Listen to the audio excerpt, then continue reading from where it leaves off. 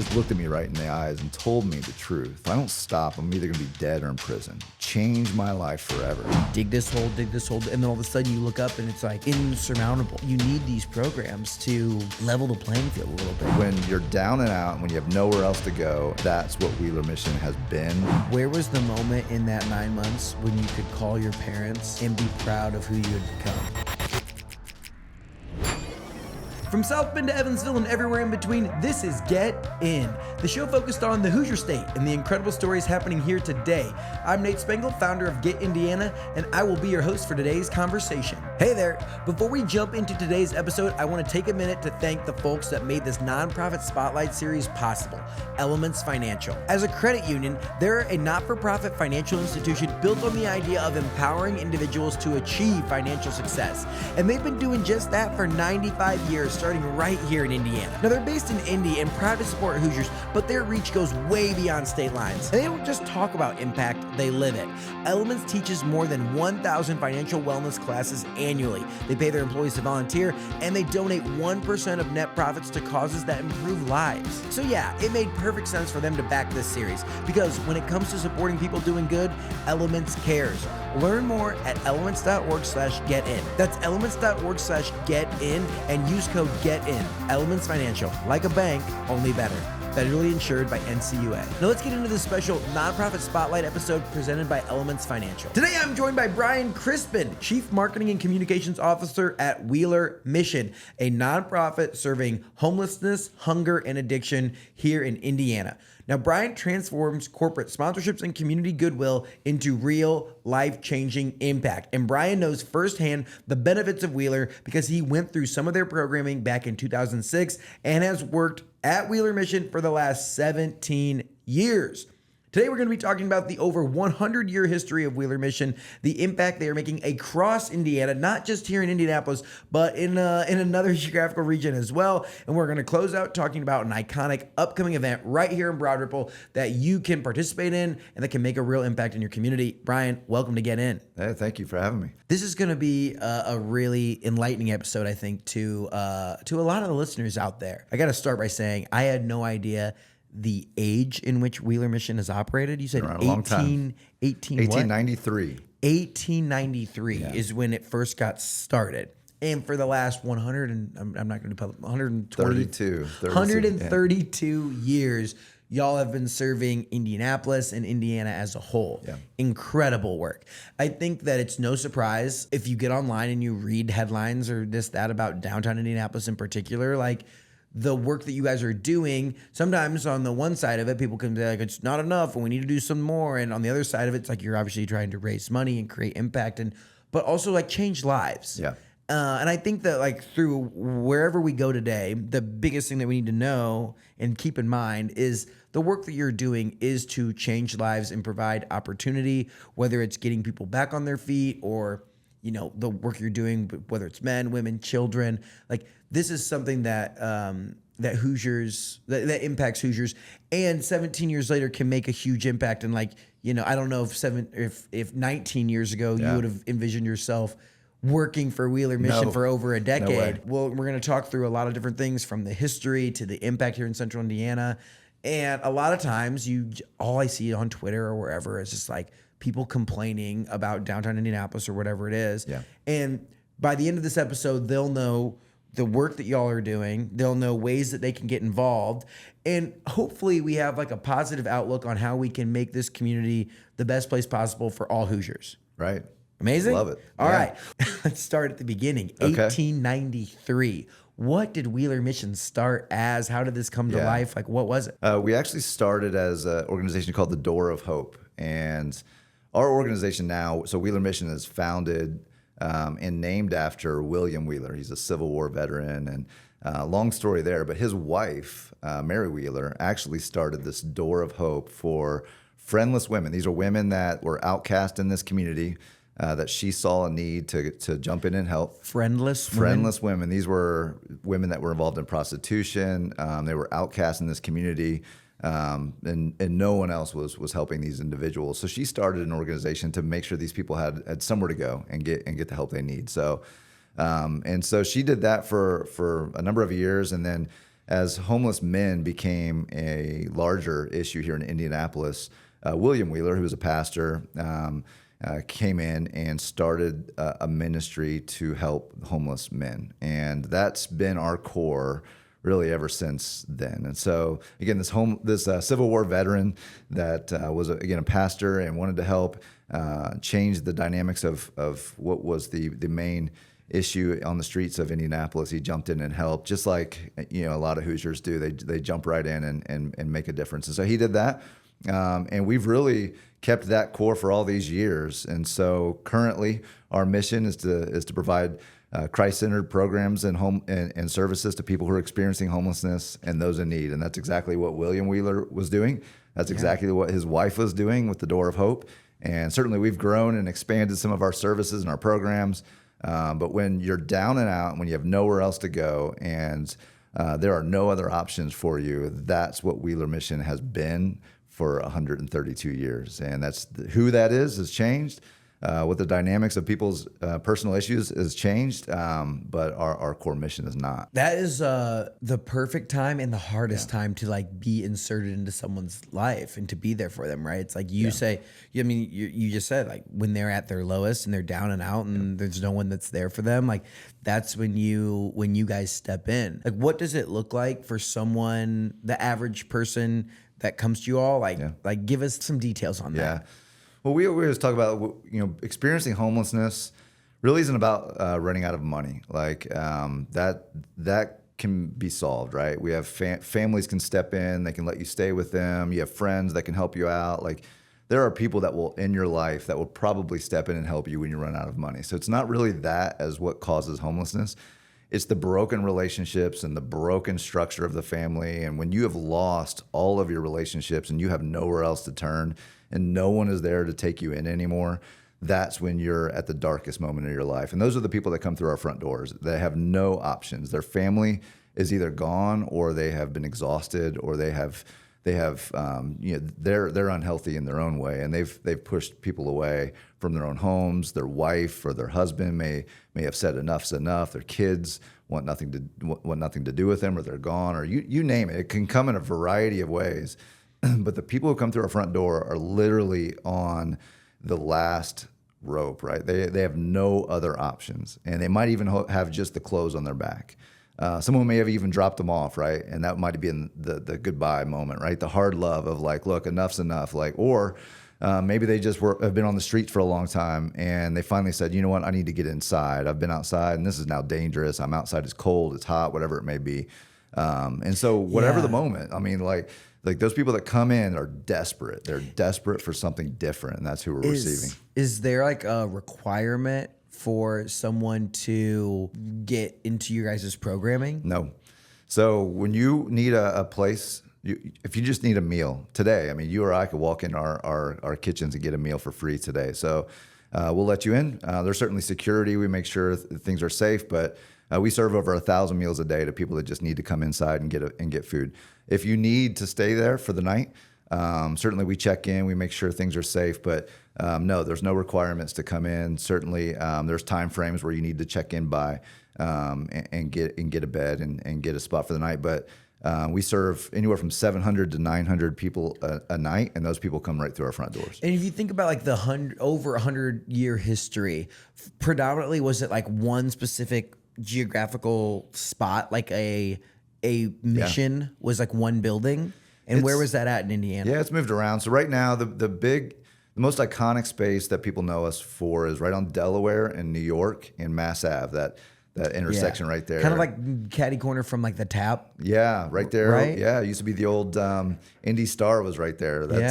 I watched them knock that down and build the Tap and those condos right there. We have condos around us, but in the 20s, we built what is now iconic for us was our men's shelter right there on that corner. And you'll see a sign out front that most people are aware of. It says Jesus Saves out front, big neon sign. And so that's kind of what people think of us. That was our men's shelter for a number of years until we outgrew it. But before then, we were close to downtown, but we built that facility. It was one of the first missions that was actually a brand new building in the country. And so it was state of the art at its time in the 20s. But we outgrew that, and we've merged with other organizations that are downtown. A number of years ago, we merged with another organization called the Lighthouse Mission, which has more space. It's now on East and Market, just a couple blocks away from the facility I just talked about. And we actually grew that space to make that our main men's shelter. So if you need overnight sheltering, you go to East and Market at our shelter for men, and you can stay there. Yeah. If you go a couple miles east, we have a women's shelter. It used to be the old Dearborn Hotel, which was when we purchased it, it was used for prostitution and drugs, and we turned that around, and we now have women and children that stay in this beautiful facility.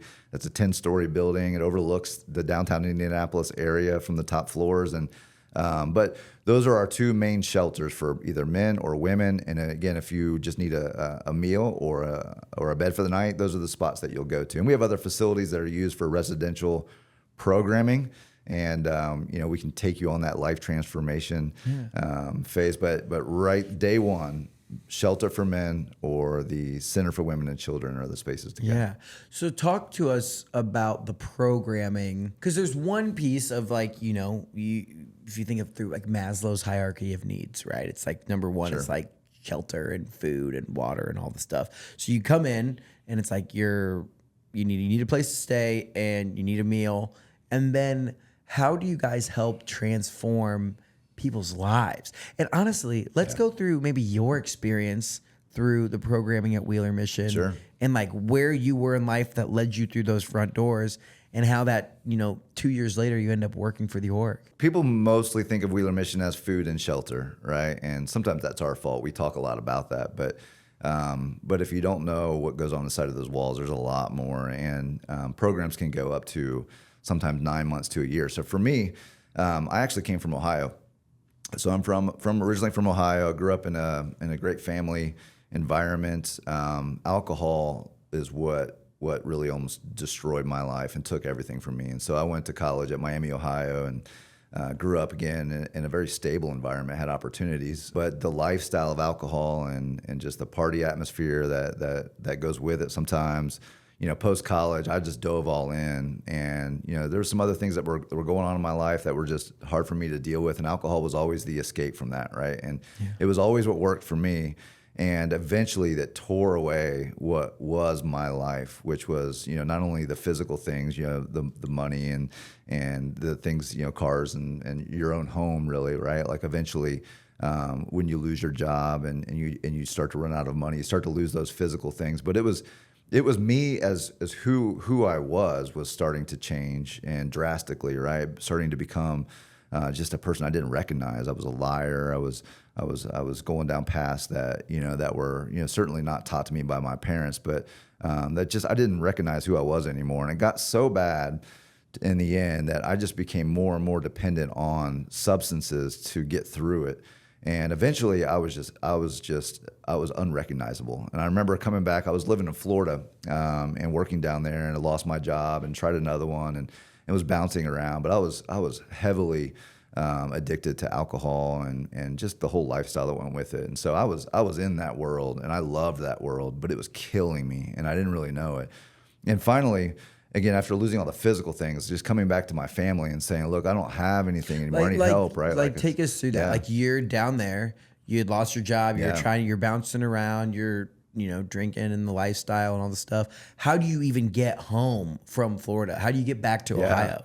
My parents didn't know what I was involved in. We were separate physically, right? Give us like your mom's like a school teacher. Like, what do your parents do? Yeah. So my dad's a business leader. He's in sales and industrial sales, and just, one of the most respected people that I know, and could fix anything, right? Fix any problem, and was just a solution-oriented person. My mom was just a nurturer. She was a stay-at-home mom, took care of me and my sister, and was great to us. We grew up in the church, and certainly we're told, that following God and following Scripture was the way to live, and that was the environment I grew up in. But when I went out on my own, I made my own decisions, right? And I moved in a different direction. And so So eventually, again, losing everything and not having a job, and I'm like, look, I'm in debt. I just had my car repoed. I just had a DUI. Like you And had to so tell, you're like on the phone with your calling parents? my parents, yeah. You call them. And like at the time, did they know anything?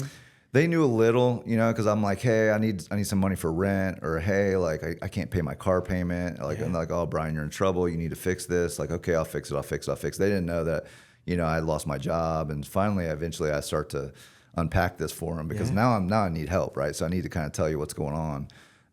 But it was so bad that, and I was so deep in it that, and I would only reveal what I needed to reveal to get what I needed, right? Which was maybe to pay rent or do whatever. But eventually, I remember this. I remember my car was repoed. My friends kind of ditched me. They were kind of sick of the way I was acting, and I was just on my own in the second apartment that I had down in Florida, and I was getting ready to lose that because I was behind on rent. And I remember sitting there. I had this dog that I had from this girlfriend relationship I had, and she left, and I have this dog with me, right? And like it was just me and him. His name was Rocky, and so we're hanging out in this apartment. I have no money, nowhere really to go, and my car just got repoed. So I call my grandparents who live in Bradenton, Florida, and I'm like, hey, I need to borrow a car. I got to get to work. I tell them the story, and they let me borrow their car. And one day I go outside my apartment, and that car was stolen. Someone had broken in and stolen it, and I'm just like, man, like there cannot be anything else that can go wrong right here. And finally, I call my parents, and I'm like, look, this is what's going on. And they're like, look, Brian, you got to get back to Ohio. Like, we got to get you back here. We can't help you down there, right? I'm like, well, I don't have any money. I don't have a credit card they're all maxed. Like, I don't really have any way to get there, right? So I remember my dad FedExed me a credit card to go get a U-Haul and get back to Ohio, right? And the first thing I did, I went to the bar and started drinking on that credit card, right? That's the first thing I did. Eventually, I pack up this U-Haul with everything I have left, my dog, and we drive back to Ohio. Is he like calling you like, hey, I gave you this car, not for the U-Haul, or not for the bar, but for the U-Haul? Yeah, you know, and I'd be tricky about it. I'd go to a restaurant that, you know, I'm like, well, I'm just eating dinner, you know, but really what I'm doing is just trying to make one more day out of it, right? Like just one more day. And that's kind of the insane reality you're in when you're in addiction is like, if I can just get through today, like maybe tomorrow will be better, right? And it just gets worse. You dig deeper and deeper and deeper. And eventually you look up like, how did I get here? I don't even know how to get out of this. Yeah. And the mountain in front of you becomes so difficult to even fathom, not to mention that you can't, there's no way I can get through this, that you just, you know, you live to, again, whatever substances you're on, or sleeping, dreaming, like whatever reality I can be in to not have to deal with this, like that's what I'll take, right? Yeah. And so again, someone hands you a little bit of money, it's just, hey, that gives me another hour, right? Like, or maybe it's, hey, you get me a hotel room because I just lost my apartment. That gives me a day, right? And eventually you can live years like that. Thankfully, God didn't really let me live years like that. It went pretty quick, and I hit rock bottom fast. So you load up this U-Haul to come back to Ohio, because at some point in this story, you end up in Indianapolis. Yeah. So I go back to Ohio, and I asked my dad for help. They let me stay with them for a while, and you know, How old are you at this time? Let's see, I was probably 27, 28 at this time, so pretty young, right? And you know, and I knew how to work my way through finding a new job and stuff. If I could get myself stable, like, you know, I could interview well, and I could have a job, and so I'd do that. So I ended up. Well, it goes around and around for a while, but I ended up moving to Atlanta because a job hired me, and they brought me down there, and they were going to get me housing down there, and they let me stay in a hotel until I found housing. So I leave, and it's all promising, like, we're going to get this figured out. And I go back down there within a month, like, I haven't found housing. I've spent all my money. I'm drinking every night. I'm not showing up to this job. And finally they figure it out, and they're like, hey man, like, we got to let you go. Like, you're not even working here, right? So then I go back to Ohio again, and finally this happened. Geographical change would happen a few times where I'm like, eventually, like, I can't get out of this. Like, I can do it for a minute, but so I go to a place called Teen Challenge, which is a rehab place that's all over the country, but there's one in Cincinnati, Ohio, and I stayed there for 7 weeks, and I snuck in all kinds of things that I wasn't supposed to have.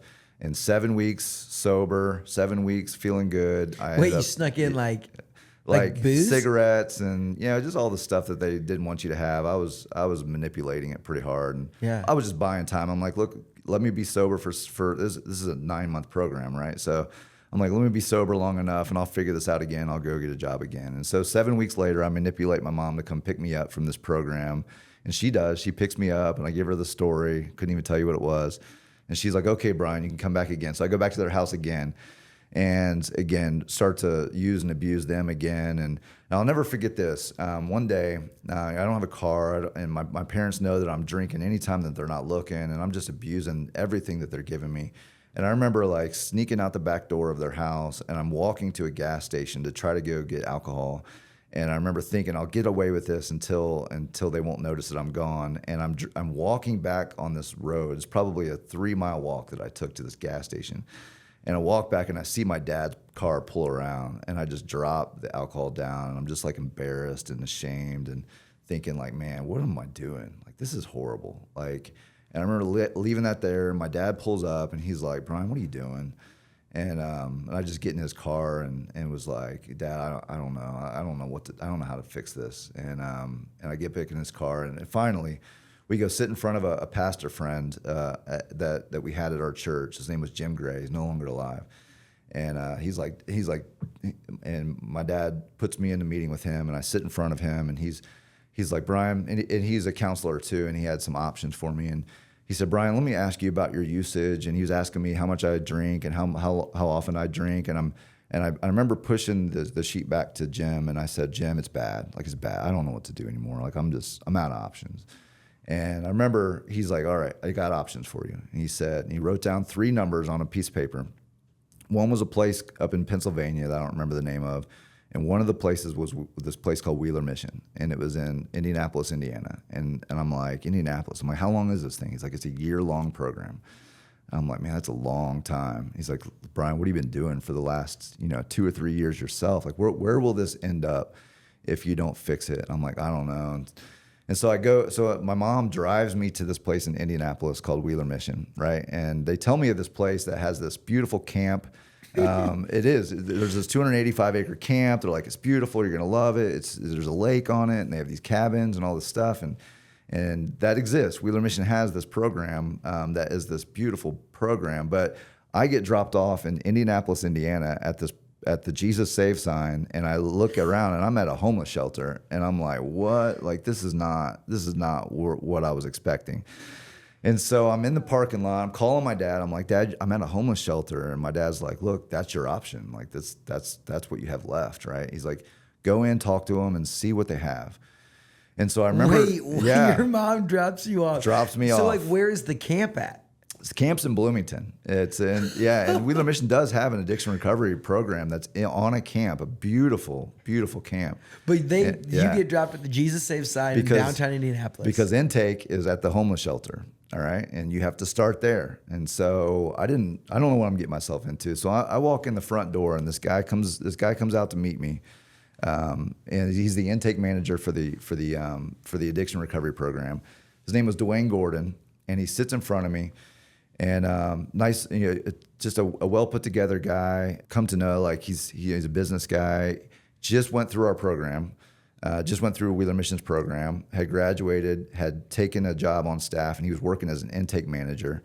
And I remember he was about my age and had a very similar background to me. And he looked at me. He's like, Brian. He's like, if you don't stop, like, you're gonna kill you're gonna die, or you're gonna be in prison. And you're killing your family. Like, just looked at me right in the eyes and told me the truth. And it was the first time anybody had ever looked at me that had been there, right? And knew it and told me exactly where this was heading. Everyone else I'd manipulated, and they would tell me things that would, that they thought could help me. But a guy who'd been there to look at you and say, this is where it's heading if you don't stop. And I knew it was true. At this point, I just had 3 DUIs over my head. I had legal issues. I had financial issues. I had... I was physically a mess, right? I hadn't eaten. I was on a liquid, pretty much drinking my diet, right? And I was just a physical mess. And I knew, because when he said it to me, I knew it was true. If I don't stop, I'm either going to be dead or in prison, right? And I knew. And he's like, look, we can help you. Just trust me. I'm like, all right, I'll do it. And so I remember coming in that front door, and 2 guys come in.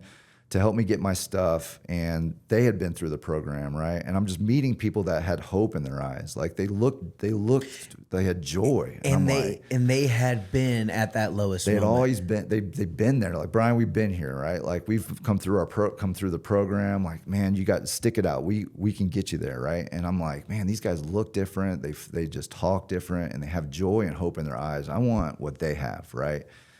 But I'm like, this is a long program. This is 9 months program you're trying to tell me that exists. I'm at a homeless shelter. This is not easy. And so it was a hard choice to stay there that day. But hearing people that look you and tell you just truth and love just made all the difference. Yeah. That was huge for me. And so you stuck it out? Yeah. So I go in the first day, I'm trying to sneak cigarettes in again, stuff you can't have. And Dwayne, the guy, looks at me. We're going up to one of the beds, and he's like, "Look," he's like, "if you have anything, it's like just tell me now." He's like, "We just need to lay it all out, right? Just tell me what's going on." And I'm like, "Man, I do. I've got this stuff." I'm like, "All right." And that was kind of my decision to be like, "I'm done," right? Like I'm not trying to manipulate anymore. This isn't working. And so I leave that stuff behind. I do what they ask me to do. It's a Christian organization, so the first thing they do is, teach you who exactly it is that they believe will save your life, and so Jesus is the fundamental aspect for everything that we do at Wheeler Mission, and that's where I come from, right? Like I come from the church background. I knew that that's where I wanted to how I wanted to live my life. But seeing people that were walking it out and didn't open an AA book for me, right? Didn't talk about 12 steps. And I'd been through AA and I've done stuff like that. And it was honestly horrible for me. I didn't want to talk about alcohol anymore. I just wanted something different. Like, let's just move away from that. Let's go somewhere else, right? And it's like you need something to take that attention. Yeah. Like if you're constantly thinking and talking and, alcohol, it's like, oh, we're going to talk about Jesus and we're going to talk about, what's going to save you. Yep. Wow. So first thing we do, first day there, we open Bibles, right? And it's like, all right, let's start just focusing on Scripture and focusing on what God says about you and what God says about your future and what God says about Himself, right? And so doing that really is the program. Like that was the program. And it was doing that with people. There was dozens of people that had been there. I met all kinds of people from inner city, people from out of state, people from Indiana, people that looked like me, people that didn't, people that were older, right? And they'd all been in the same place. I had every opportunity in the world. Some of these people grew up on the streets. We're all in the same place. Like we all can relate. And we all can relate certainly to what God says about us, right? And so just focusing on that for what ended up being 9 months changed my life forever, right? Not focusing on alcohol. And I remember talking to another staff member in the program, and he was like, I've been through programs where we talk about, the psychological impacts of addiction and, why we do all these things. He's like, I've been through those programs. And he's like, where it led me? He's like, I remember leaving one of those programs before and sitting in a truck stop all by myself with a needle in my arm thinking, I know exactly why I'm doing this, right? Like I'm educated to the point with the addiction knowledge to know, I know why I'm doing this.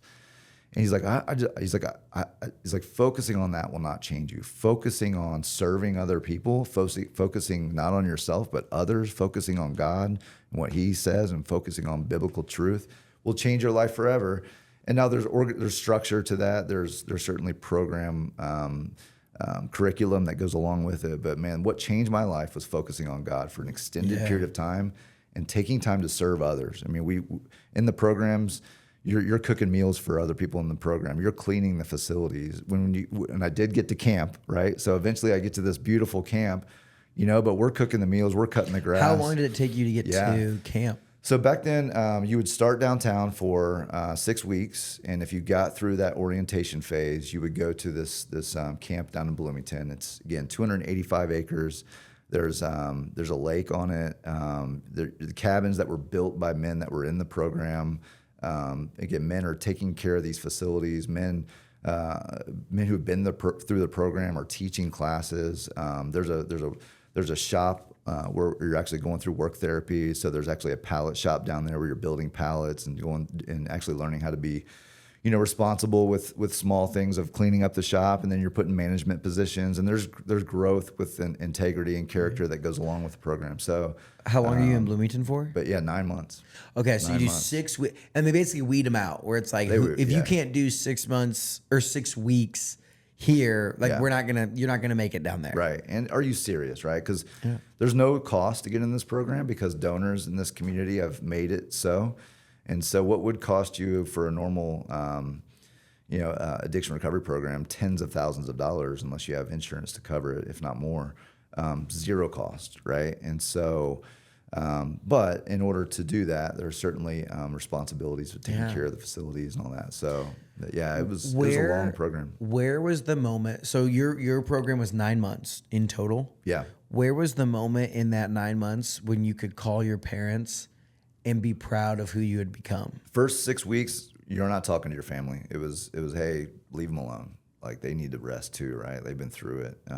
You could write letters. And I'd write letters, ask my sister for forgiveness. My sister followed me down the path I was on. She's 6 years younger than me. She went to jail on an alcohol related charge while I was in the program. Like, she had followed my footsteps, right? And I'm writing forgiveness letters to them.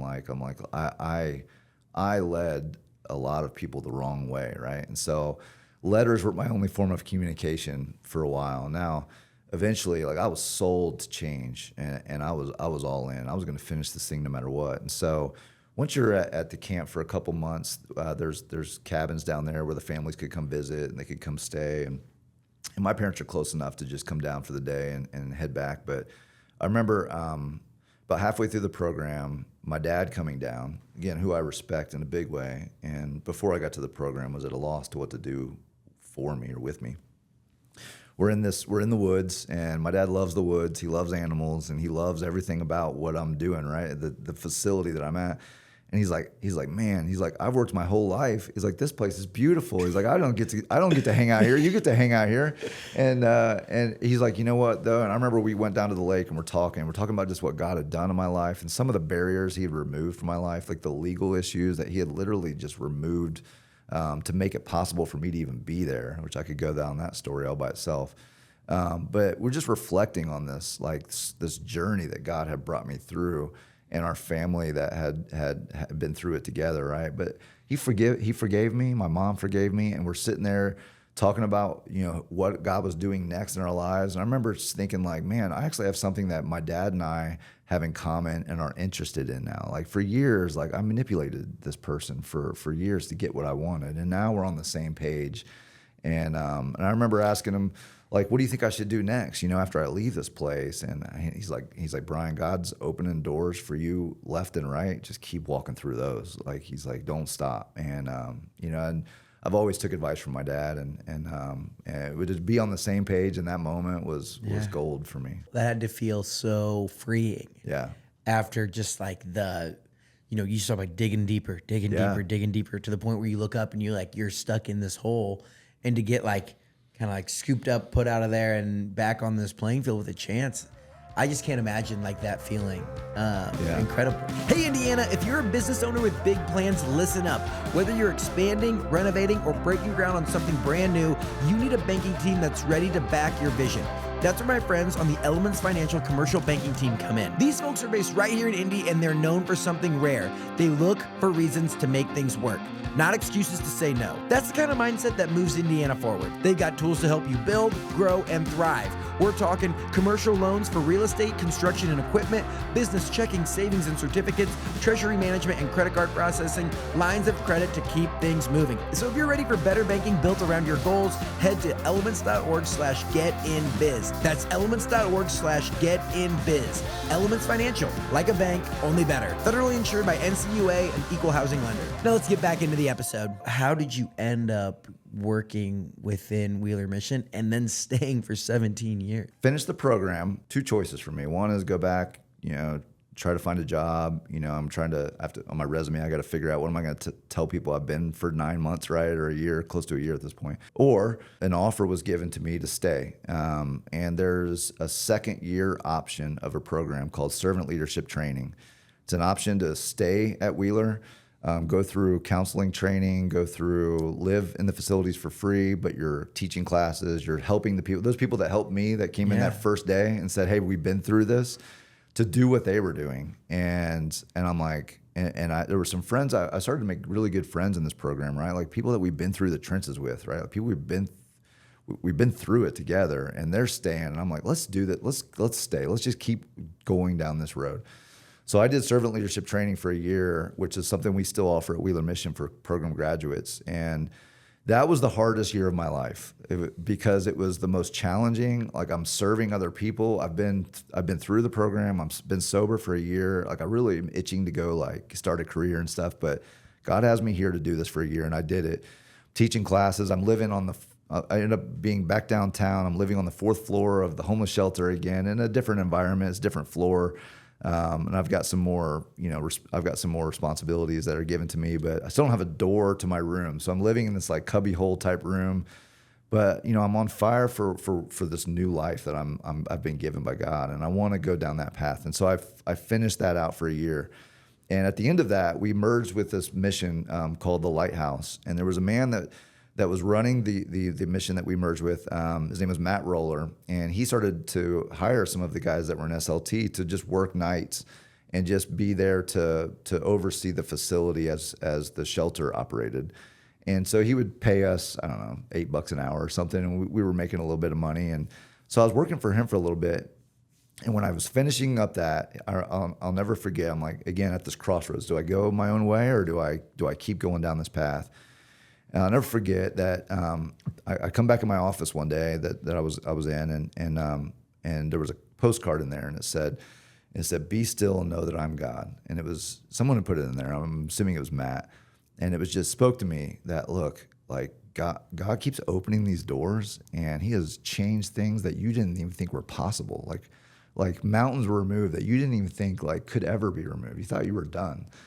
And He keeps doing it for you. So that moment was just be patient and be still and know that I am God. And so I kept walking through that door, and Matt hired me. He wanted me to work for the program, and started to give me responsibilities to develop an alumni program for guys who have been through the program. Like I was a college graduate, so I'm like, most of these guys have never graduated high school. Like they don't belong to anything. Like I want to make something that these guys feel like they belong in. So I created this alumni program. We had a board, we had all this stuff, and I worked for the program for itself for a year.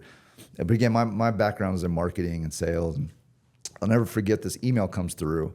That was an internal email from Wheeler Mission. This guy, Steve Kerr, who was with Wheeler for a long time, had an opening in development. It was the fundraising marketing arm, and it was a very, very general development job, and it was an opening. And I'm like, that's it. Like this is the door. This is where I would love to be. And I did my time working for the program, but like to be able to go out in the community and tell stories and fundraise and do all the things and events, like that's where I wanted. And I had a couple people were like, man, that's your job. Like you need to apply for that. And I did. I was the only person they interviewed for the job, and they hired me pretty much on the spot. And I worked and I did that, whatever they asked me to do, for a long time. And my career just built from there. And so God just kept opening doors, and ended up being the director of marketing for a long time, working for different events that we have, helping, again, tell the story of Wheeler Mission in the community and tell people it's not just a homeless shelter. This is not just meals and beds.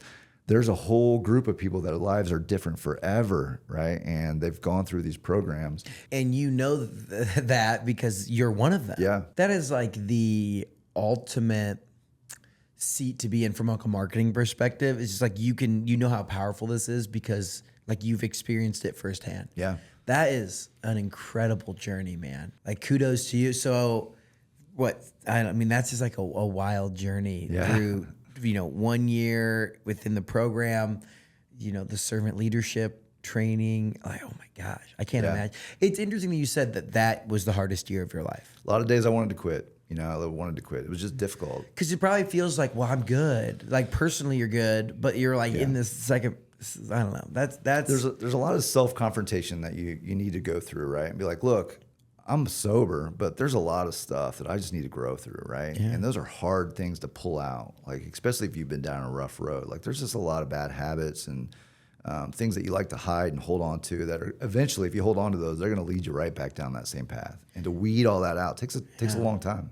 What is like the year, like how long do you feel like someone has to make it in sobriety to not go back? You can never go backwards. You got to keep moving forward, right? Yeah. And I don't live my life one day at a time anymore. Like that seems ridiculous to me anymore. Like I live free. I'm not chained to any of that. But I do know that if I go back that direction, like I know where it goes, right? Yeah. And so you just got to keep moving forward, man. I didn't know if there's like let's say, hey, if we can get people to 12 months or we can get people to 9 months, the chances flip from like they're more likely than less likely to change their life. I think finishing what you start is probably the biggest thing you can do, right? And so, again, if you've been living in addiction for years and years and years, 30 days, 90 days, I mean, you're not changing the trajectory of your life in that time. Like for us, 9 months is the moment, right? Like 9 months is how long our program is. 9 months, you've been living it out. You've had chances to change your character. You have new habits. You have new things going on in your life. You've been focused on something long enough to not be focused on that, right? Yeah. So that's where we're at. 9 months is the program, and so it's that way for a reason. But I'll never forget this because when people are in the program, they're like, well, what's the success rate of this program? What's the success rate? And I remember, never forget this, a teacher putting on the board, he writes up there because he got sick of being asked, because everybody's like, well, how long do I need to stay?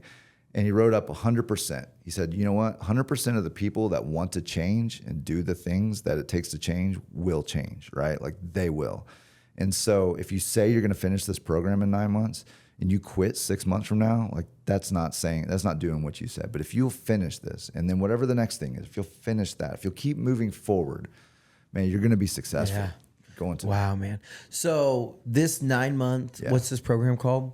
So it's called the Hebron program. It's a biblical reference for a place of refuge in the Bible that is that you can look through. But it's in Bloomington and it's still available today to anyone who needs it. What are the other programs that y'all offer to support? And I mean, so not even just Hoosiers. Like you're coming from Ohio. Yeah. Like Buckeye gets dropped off at the front door and hey, but I've been here ever since, right? Amen, right? So what's the other programming that you guys offer? Yeah, obviously we have overnight sheltering, so you can come to us for a meal and leave. You can come and get a bed for the night and leave the next morning.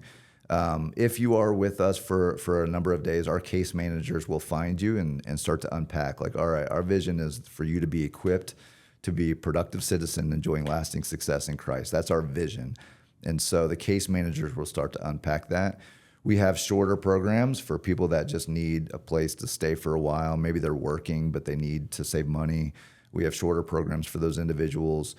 We have residential programs downtown that are a few months long that aren't addiction recovery type programs that will give you the teaching and the tools to get back on your feet, right? If you're just experiencing homelessness in general. And then addiction recovery programs on the men and women's side are the longest programs that we have. And again, everything I just talked about as a experience of a man, we have very similar experiences on the women's side. We have over 100 women staying at our Center for Women and Children tonight. Many of those women have children either with them or somewhere, right, that are very closely connected to them. So we have children staying in that Center for Women and Children. So on the women's side, it's a little different because there are families over there, whereas the men's side is just single men. Man, okay. So those are some of the programs. Like how many, you said you serve over 1,000 meals a day. Like what are the metrics that you guys use to measure the impact that Wheeler Mission has on Indiana? First thing we do is serve anybody who comes through our front door, right? And so, we're a Christian organization, but we don't discriminate. You could be anybody. And as long as you need help and you're asking for help, we'll let you in and help you. So 1,000 meals a day, that's just the step one. I mean, it doesn't do any good to start talking to someone about life transformation if they're hungry, right? They just need the basic essentials, or they're cold, or they just haven't slept in 3 days, right? They've been on the streets. Like, we offer them the bare essentials. Clothing, people donate clothing to us all the time. We have that. We make sure they have what they need. Toiletries, we make sure they have what they need. So those are the basics. But once we start to unpack with case managers who are trained to do so on what's going on with you, then we can start to see what the barriers are that are causing you to experience this situation, right? It could be addiction. It could just be that, you're broke, right? Or you don't have any or you might have some mental health issues. And so we'll collaborate with other organizations in the community to get the help that you need. So whether we can help you with our services or collaborate with others in the community, our goal is to make sure that, again, you're equipped in the end to be a productive citizen here in Indiana who enjoys lasting success in Christ. Talk to us about how community members, people within Indiana, can make an impact, whether it's with Wheeler Mission or just in general on, homelessness and those that might be going through these tough times that need a programming, that need a meal or a place to stay for the night. Like, how can us as Hoosiers with Wheeler Mission, be involved? The first thing I'll say, which is probably a different angle than what you would expect me to say, is, if you know someone that needs help, tell them that Wheeler Mission's available. Like, that pastor that told me that Wheeler Mission could help me changed my life, right? If he would have told me that, I wouldn't have known the place existed. Yeah. There are people struggling with addictions. Certainly there's people that you see on the streets. They're saying, hey, I need some money. Tell them to go to Wheeler, right? I talk to, if you know someone that's sick, tell them to go get the help that they need, right? Point them in the direction of the hospital. Yeah. Right. So that's one is, tell people about it, right? Tell people that they can go there. Send them this podcast. Yeah. You talk about maybe there are people, that pastor, talking to you and giving you 3 numbers and the fact that you chose Wheeler Mission in Indianapolis, your life is different because of it. It was just the first one that I went to, right? I was going to go to the others, but I'm like, man, this is for me. So, but tell people about Wheeler. There are moms out there that, I can't even tell you what my mom went through watching me go through what I went through, right? Tell moms that, look, there's hope for your son. You may not have seen him in 6 months, a year, and he may be out there doing things, or your daughter, right? There's places that can help. Put that number in their hand. You never know when they'll use it. Yeah. So that's one. I think, and all the services that I just mentioned are free for people that go through our programs. We don't charge them anything, whether they eat or they stay for a year. And so donations is what gets us through. We have multiple facilities. Certainly our doors are open and our lights are on because people donate. And we have a lot of volunteers. We have thousands of volunteers that can come in. It could be as simple as coming in during lunch or dinner and serving a meal. You could come in downtown and serve 200 meals in a lunchtime in an hour and a half. It's something that you can do. It's something you can bring your kids to. It's something you can bring your small group to. I would challenge listeners. I like this. Yeah. I would challenge listeners. We'll find a day. We'll take the Get Indiana team down there and we'll serve. But also, every time you find yourself where you're in a conversation where you're complaining about maybe the makeup of down in Indianapolis and you're like, oh, we need to do something. How can we help? Every time you find yourself in that conversation, you should book time to go serve at Wheeler. I'm so big on impact. I love the idea of you see an issue in your community and you should work to go solve it. Yeah. So it's okay, great. That's your mental trigger. Every time you find yourself complaining that there's something, that you want a difference or a change to be made. All right, cool. Go be part of the change. Go make an impact. I think that's a first domino of understanding. A lot of times people don't have this conversation and don't get to spend 50 minutes hearing about how Wheeler Mission changed your life 19 years ago, going on 20 years.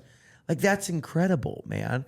And you get this newfound appreciation. I think people just think they don't understand how the slope, how you slowly dig this hole, and then all of a sudden you look up and it's insurmountable. Yeah.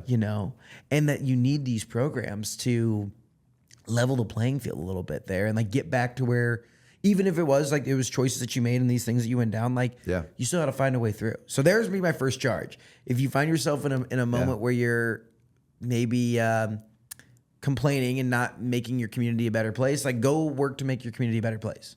Absolutely. There's that. We're going to clip that one for social. WheelerVolunteer.org. That's the website you go to volunteer. Amen. It's easy to do. Okay. Talk to us about, there's 2 more things I want to cover. One is people are talking about downtown Indianapolis and the homelessness and all of this piece there. What is within Wheeler? If you had an unlimited budget, what do we need? What does Wheeler need? What does downtown Indianapolis need to help these Hoosiers, to help these people that are experiencing homelessness? And that might be at that lowest moment? Yeah, we just got the count. So there's a point in time count that comes out every year that an organization called CHIP manages, and so people go out in the community and they literally count on the exact same day every year how many people are experiencing homelessness in this city. They go under bridges, they go to shelters, they go anywhere that they normally would find someone who's without a home. And that count was up 7% this year. So it's 1,815, I think, is the number of Hoosiers in Marion County that are experiencing homelessness. There are up 7%. 1,800 Hoosiers? Yes. Like, that doesn't seem insurmountable to fix. No. Compared to other cities, it's pretty small. Like 18, like the Still a thing lot of is, people. it is a ton of Yeah. people, but it's something similar to your scenario. It's not just like if someone would have given you $10,000, Right. it wouldn't have fixed it. No. Like you had to change your heart position. You had to change, like you had to want to change your Yes. life. That's the part that's like a credit card. Like you said it yourself. Yeah. It's like I went straight to the bar. Yep. 1,800 and how many? 1,815 this year. 1,815. This January, that was counted. Up 7%. Up 7%. So that's okay. That's the base. Yep. Now, what can be done, or what's on the plan? What are the steps being taken to serve and to help those 1,800 Hoosiers? Yeah. So for us, what we have done, we thanks to donors who have set us up to do so, have expanded both our men's shelter and our women's shelter to just have more space, right?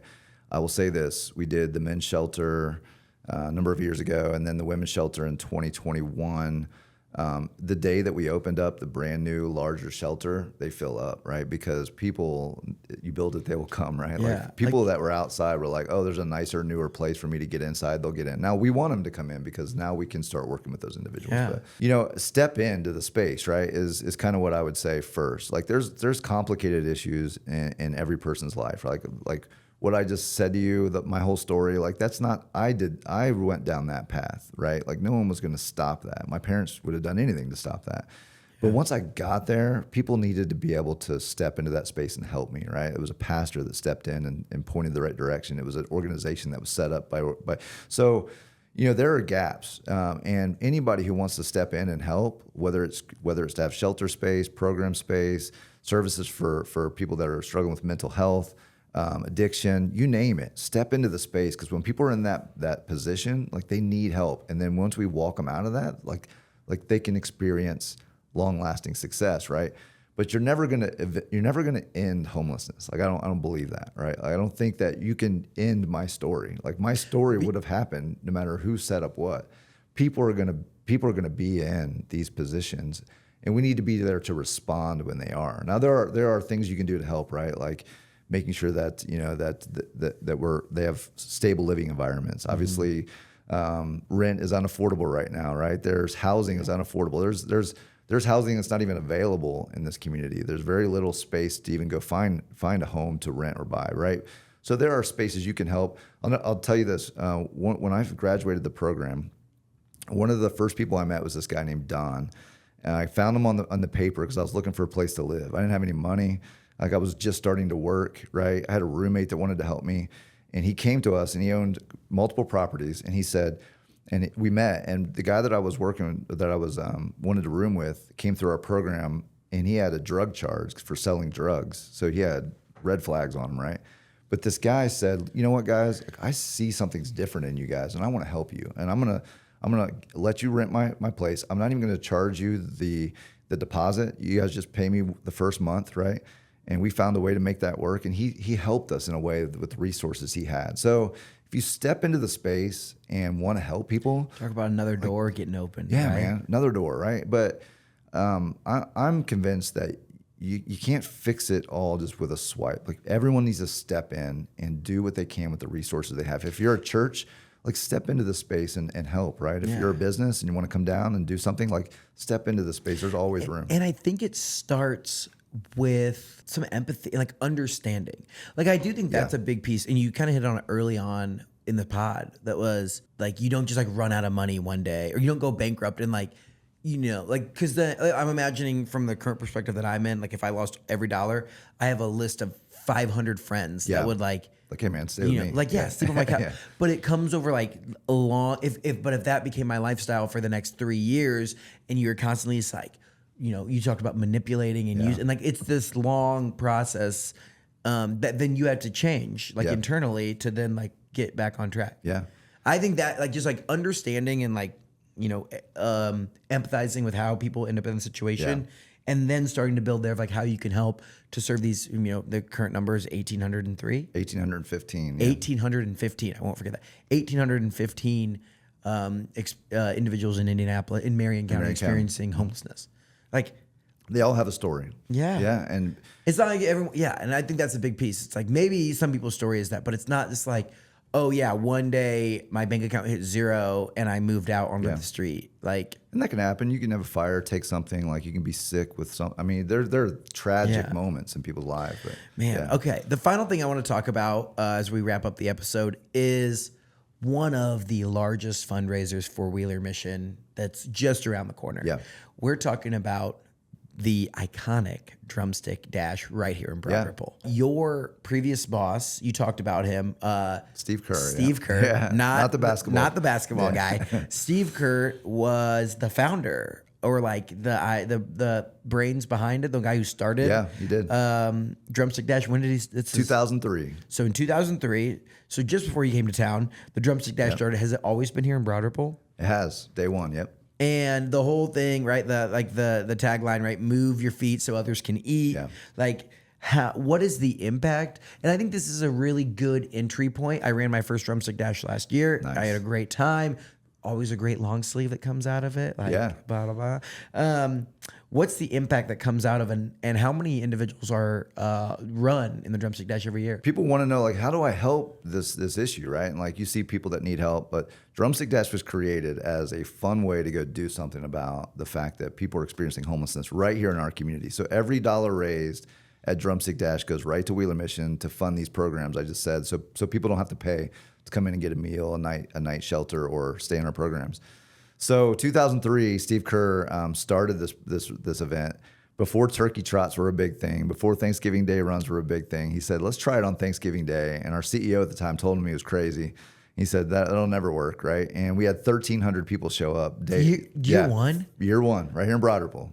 Dude, people gotta they were like, dude, you know what? Let's do it. And I bet a lot of that had to be like Steve, just out there hustling. Like, come on, come to this thing. It'll be fun. Like, you know, and you're creating some space for turkey. Yeah. Yeah. And, in Wheeler Mission, the cause was always resonated. It's like, man, it's Thanksgiving, it's cold. People shouldn't be homeless. Oh, that's man, true too. It fit. Yeah, and there were other people in the space. Don Carr, who runs Tuxedo Brothers, runs these big running events. He's been involved since day one. Bob Kennedy, who owned the running company and owns multiple running companies since then. He's an ex-Olympian. He was involved in day one, helped us to get into the running space. Yeah. And so all of this came together in this perfect storm when no other organization was in the space of Thanksgiving Day with races, and we had a blast. And again, I wasn't here that year, but it grew every year. To the point where in 2016 we had our biggest race. It was 20,140 people, somewhere around there.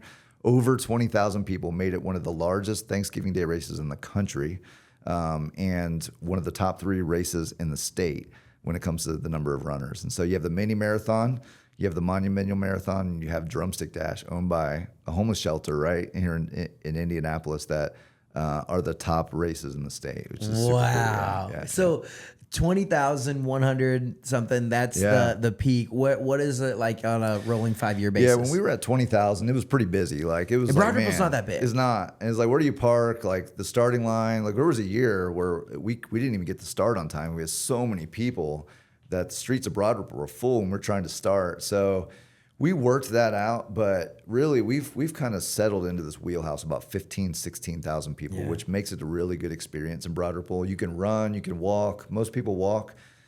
Families are out there. You have people that have made this their Thanksgiving Day tradition. They have multi-generations now. You have grandpa with his son and his grandson and granddaughters and all this. Yeah. So it's really, I kind of sometimes explain it like it's a parade where people are running inside of, and they're all there to help people that are. It does kind of feel like that, for sure. where it's Yeah. like it's a parade, like, you know, you run under and there's the massive American flag Yeah. on the fire Yeah. truck ladders. Oh, yeah. Like, it's just a whole vibe. Yeah. They shut down Keystone for a little bit there, Yeah. and you get to rip around. But relatively affordable for like the fact that all the proceeds go to help others on like a day where it's all about let's say like glutton, right? Yeah. You go and you eat 1,000 pounds of turkey and all the mashed potatoes and stuff. It's like, great, you're gonna go, you know, run in the morning, walk, do whatever. You're gonna donate some money to help others around your community who might not get the same luxuries on Thanksgiving Day. Yeah. I love it. Do something for others first, right? And then we'll worry about our family. But yeah, it's fun. Broad Ripple is a scenic area to run. If you've never run in Broad Ripple, like we go through the neighborhoods, and there's some beautiful neighborhoods in Broad Ripple that most people don't really get a chance to look at. So. It's incredible, man. I've just really appreciated having you on the show and telling us your personal story, the story of Wheeler Mission and the impact that you guys make today, and the plans of how you can continue to grow, how our community members, how our listeners can get plugged in to help make an impact. 1,815 individuals here in Marion County experience homelessness on the day. CHIP, the organization, that's the day they measure that. In January, yeah. And I think that the piece that you said that was really important, it's like you're not going to be able to eradicate and end homelessness just based on people's life decisions and what happens, but being there to meet them where they are when they're at their lowest and help them on their road to changing their situation. Yeah. I think it's very, very important. We've come to a part in the show where we get to talk about Indiana. We have some final questions here, kind of our lightning round. Okay. This question is brought to you by our friends at JC Hart. They're a leader in creating enjoyable living experiences at apartment communities all across Indiana and beyond. Check them out at homeisjchart.com. Question for you, Brian. From Ohio, spent time in Florida, back to Ohio, over to Indiana. Yeah. Like when you finished the program, you could have, obviously, like you could have gone home, you could have gone and worked somewhere else. Why do you call Indiana home? Yeah, I thought I was going to go back to Ohio. My dad ran a ministry in Ohio, and I was going to go help run that. And man, God just opened doors for me to be here. I met my wife here. I was actually just barely graduated the program when I met who is now my wife, and we've just made a home here. We have 3 kids here now. We live in New Palestine area. You know, I coach baseball. I love. It feels a lot like Ohio, except it has obviously more of a basketball flair. It's got the Hoosier mentality that goes behind it, and you've got the pork. What do you call it? Tenderloins. Yeah, tenderloins. Yeah, and so all that stuff, man. It feels like home, but a lot of that's due to my wife, and she's from Southport area, and so we live in areas that she's used to, and I've just made it my home, and our kids love it here, and we would never we would never want to leave. What's one story from a Wheeler guest that you'll never forget? A good friend of mine now, I was actually the best man of his wedding. I met him the day he came in from Georgia. He got dropped off because some friends of his that he was doing drugs with dropped him off in Indianapolis, and he didn't know where to go. He was out of money, and they ditched him. And he asked a police officer where to get help, and they sent him to Wheeler Mission. And Wheeler Mission changed his life forever. And he ended up, he's now the president of an organization in town, college graduate, ended up being hired to run a nonprofit here in town. I ran into him when he was on the first date with his now wife. We ran into him down in the circle, and I've just got to know this guy. His name's Brandon, and watch him raise 3 kids and just be a father. But I remember the day he showed up, and just looked rough and just had nowhere else to go. And I'm like, who is this kid, man? And to watch a person grow in character and be such an impact here in this community is just one of the most fun people I know, but it's also one of the greatest stories I've seen come out of there. What's one thing you wish more people knew about homelessness in Indianapolis? I wish people knew people's name, right? Like that when you see someone that's 50, 60 years old and you see them in that moment, that's the darkest moment in their life. I wish you knew their story. I wish you knew where they came from. Like what was it like when they were 15, right? And they were at their home, and what was it like when they were married and lost that? What's their journey? What's their story? Where's the trauma, right? Yeah, it's like no one just graduates high school and then their parents say, all right, you're out of here. And at least I don't think so. Like you just move out onto the street. I mean, not normally, no. Yeah. There's a journey, right? And there's a lot of songs, I feel like, especially country songs. About how did this happen? And no one really takes the time to ask those questions to hear the journey that got them there. And When sometimes when people volunteer, they'll ask people their name when they're serving them a meal. That's the first time someone's asked them their name, and who knows how long, right? Yeah. I wish people knew their stories. I wish I knew their stories, right? There's a lot there. These are the same 3 questions we ask everyone who comes on the show. First one, what's something the world needs to know about Indiana? One thing on the east side, right? Which I knew this because my wife said, hey, let's move to New Palestine.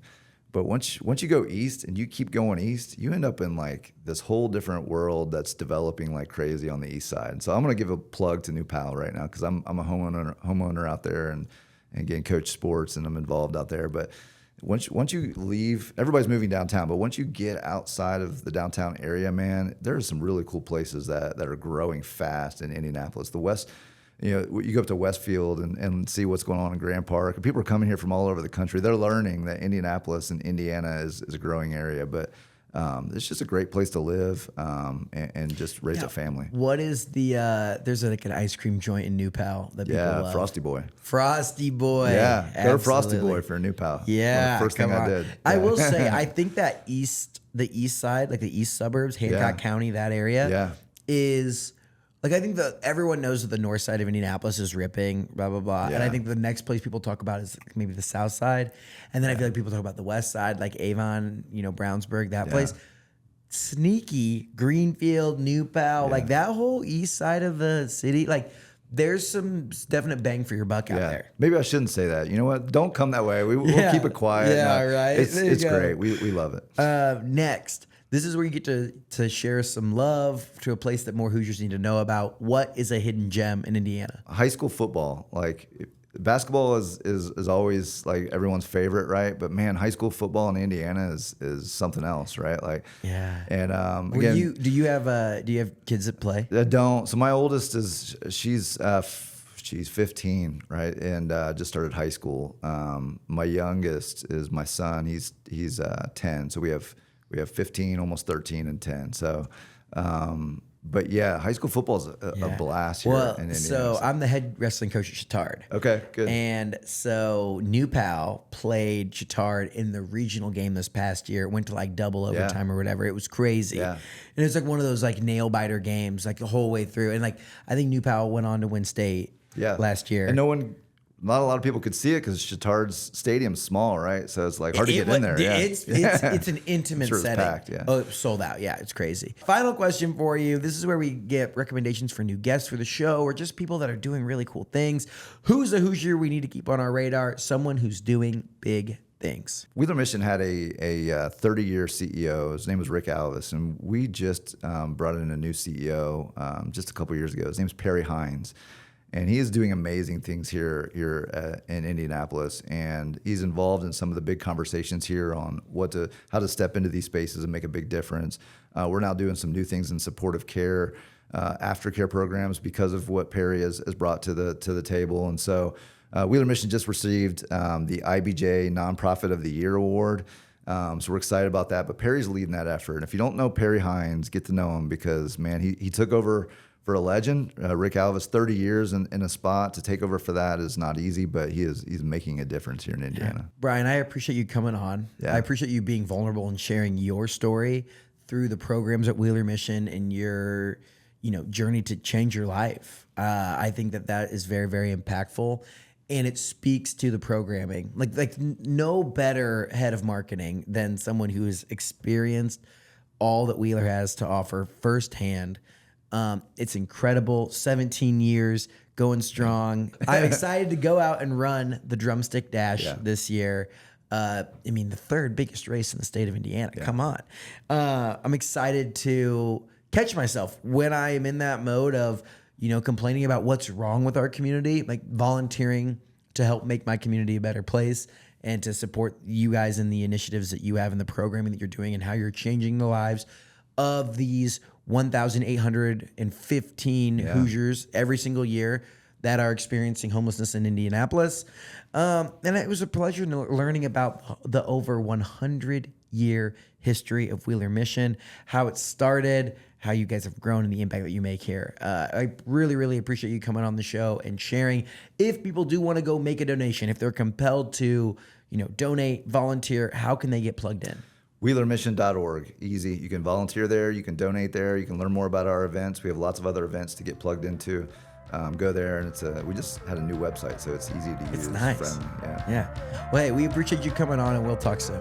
Thank you. All right, that's a wrap on today's Nonprofit Spotlight, and I hope you're as fired up as I am about the work being done by amazing leaders right here in Indiana. Big thanks again to Elements Financial for sponsoring the series. As a credit union, they're not-for-profit and built on the idea of empowering individuals to achieve financial success. That's why they've been empowering Hoosiers and folks around the globe for 95 years. They're based in Indy, but they serve members in all 50 states and more than 50 countries, and they're serious about giving back, teaching more than 1,000 financial wellness classes every year, offering volunteer hours and donating 1% of net profits to causes that matter. So if you're looking for a financial partner that's rooted in purpose and proud to serve, check out elements.org/getin. That's elements.org/getin and use promo code GETIN. Elements Financial, like a bank, only better. Federally insured by NCUA. Thanks again for listening. We'll see you next time right here on Get In.